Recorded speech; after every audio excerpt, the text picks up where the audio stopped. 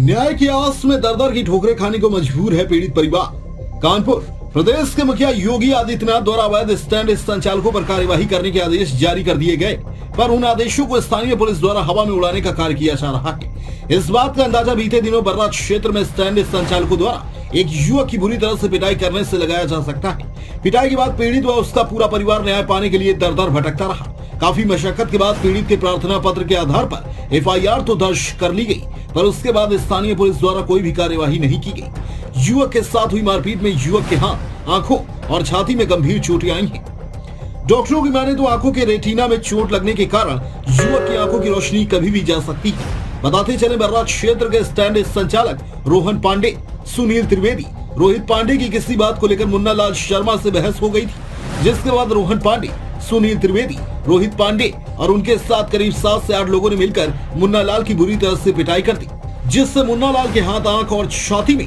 गंभीर चोटें आई हैं। पीड़ित ने बताया कि पहले तो बर्रा पुलिस द्वारा उसकी एफआईआर तक दर्ज नहीं की जा रही थी। उच्च अधिकारियों के आदेश के बाद एफआईआर तो दर्ज हो गई, पर अभी तक किसी की गिरफ्तारी नहीं हुई और आज भी आरोपियों के द्वारा पीड़ित को समझौते के लिए डराया और धमकाया जा रहा है। पीड़ित की बातों को सत्य माने तो स्थानीय पुलिस की मिलीभगत के कारण आरोपी पर कोई भी कार्यवाही नहीं हो रही है।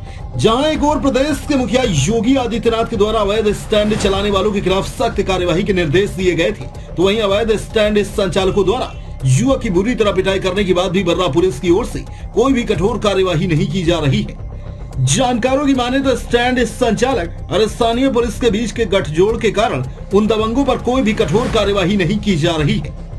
कैमरामैन ऋतिक गोयल के साथ सूरज कश्यप की रिपोर्ट। क्या नाम है आपका? मेरा नाम दीपक शर्मा है। क्या घटना हो गई?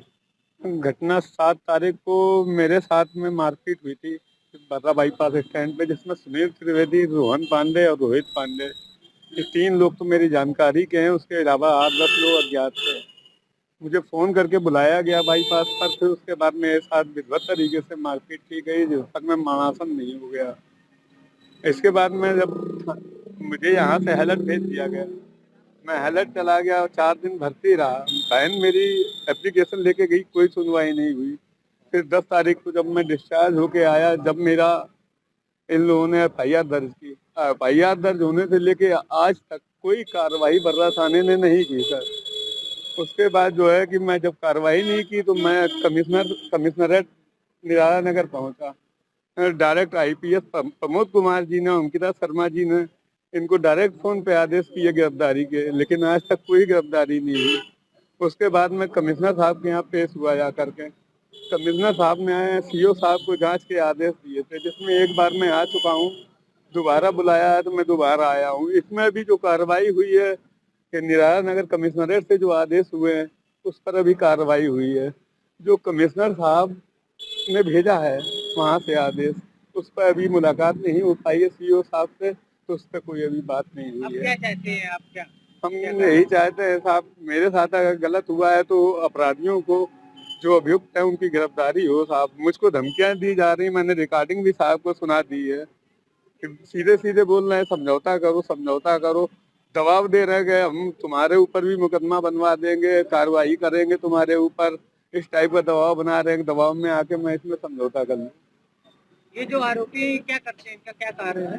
ये जो सुनील त्रिवेदी है, इनका तो टेम्पो स्टैंड है अपना यहाँ पर बाईपास का, और ये अवैध टेम्पो स्टैंड चलाते हैं। अपराधियों को पालना इसका काम है। इससे पहले इसके पास कई लड़के जैसे कि बंटू ठाकुर, धर्मेंद्र सिंह बिल्ली, ये सब पकड़े गए। इनके पास से हथियार बरामद हुए थे, तब भी ये थाने में अपना सिस्टम बना के छूट आया था। कई बार इसने ऐसी घटनाएं की हैं। अब मेरे साथ ये अगली घटना है जिसमें मेरे को बहुत ज़्यादा चोटें आई। एक हड्डी मेरी टूटी हुई है कंधे की, मेरी आंख में भी चोट है। डॉक्टर बोल रहा है कि आपका रेटिना का पर्दा फटा हुआ है, इसका कहीं भी इलाज नहीं है। तो हम चाहते हैं कि इसके खिलाफ कार्रवाई हो, अभियुक्तों को गिरफ्तार किया जाए, कम से कम प्रशासन अपना काम पूर्ण रूप से करे। देश प्रदेश की हर छोटी बड़ी खबर के लिए सब्सक्राइब करें हमारा चैनल RTI News 24 और बेल आइकन दबाना ना भूलें, जिससे हर खबर आप तक पहुंचा सके हम सबसे पहले।